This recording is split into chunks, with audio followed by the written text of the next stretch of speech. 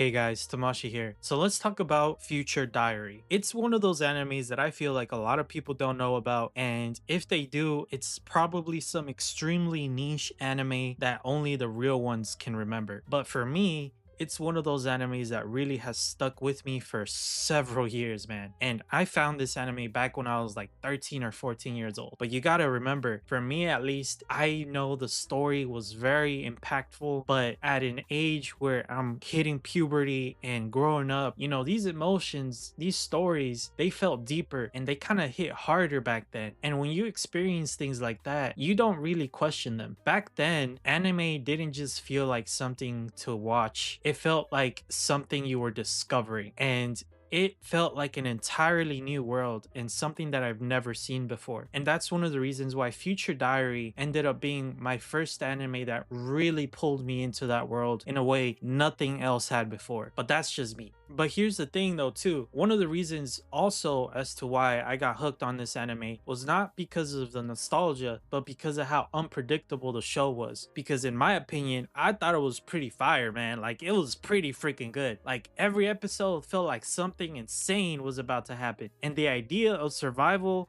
like against other players in the game, and you're able to see the future with your phone, that was interesting to me as a kid. And the story, it just kept escalating. It kept on reaching a certain point in each episode where I was like, oh my gosh, man, I need to see more. But it wasn't really just the writing or the pacing, it is just the fact that I was a 13 or 14-year-old experiencing the story as it happened. And every twist, man, every single twist or every little thing that they were doing in that story just felt shocking to me. And these moments, they felt serious to me as a kid because every episode was making me want to see what happened next.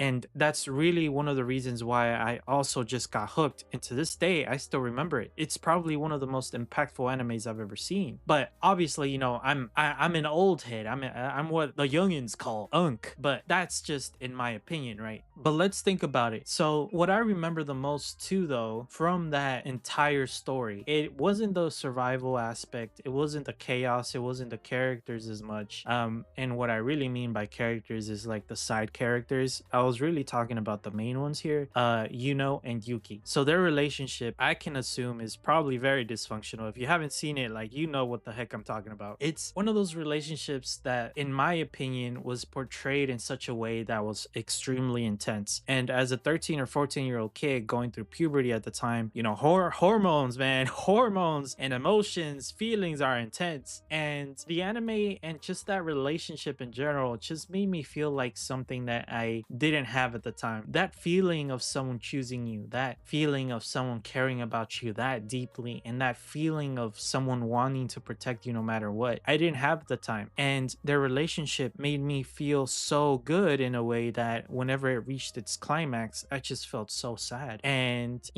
going through puberty and having all of these hormones and emotions, it just hit harder. It hit me like a truck.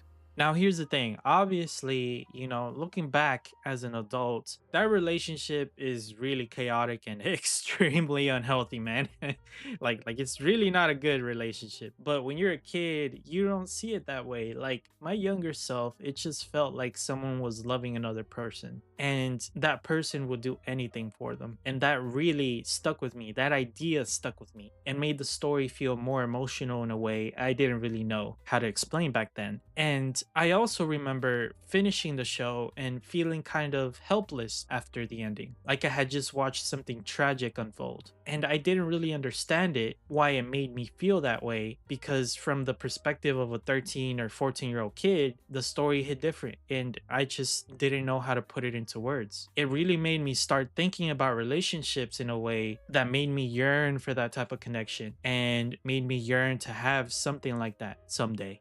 But honestly, this might sound funny now, but here's the thing. Back then, it kind of gave me this idea that I could fix any girl that came into my life, man. And I'm not kidding. Like, I felt that way. Like, doesn't matter how crazy that woman is, I felt like I could make things better for her. I felt I could fix her. But that idea, it felt romantic to my younger self. And of course, now as an older guy, I see things differently. Real relationships aren't really about fixing people. But when you're young, these stories can shape you in a way that make you think about love differently without realizing it.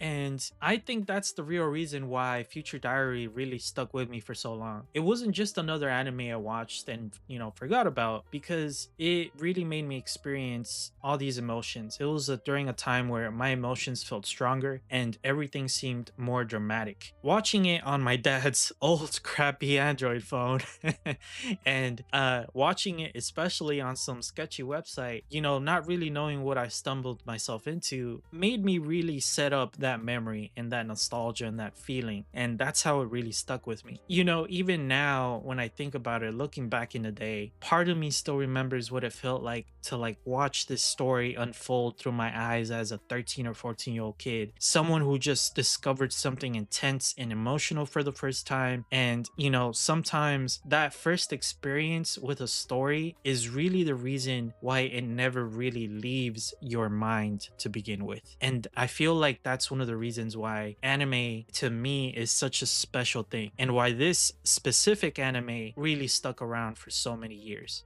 And if you think about it this way too, a lot of kids nowadays, they're experiencing that for the first time as well. And they're going through the same emotions I did back then. There might be new animes, new content, new entertainment options for everybody. But I feel like as humans, our emotions seem to stay the same throughout centuries, thousands of years. It doesn't matter. These emotions, these feelings, these are all things that human beings experience. And anime to me, I'm not putting it on a high pedestal, but as a kid growing up in the 2010s, 2000s, etc., these feelings, they're still there whenever I see something new I really like. And my friends or my teachers at the time, or my professors or my managers or my coworkers, they all had those feelings at some point too. It can be extremely nostalgic to them, or it can invoke some type of very strong feelings that they might not like or they do like. And those feelings, they're really something to look forward to whenever it comes down to a certain point in your life where you feel down in the dumps. Maybe your emotional energy is just very low and you kind of want to look back and feel like, oh man, things were simpler back then. But that is just me. But anyways, guys, go ahead and post in the comments and let me know what kind of anime made y'all feel this way back then, or even now. I'd love to see some anime recommendations. Leave a like if you liked it and subscribe if you didn't.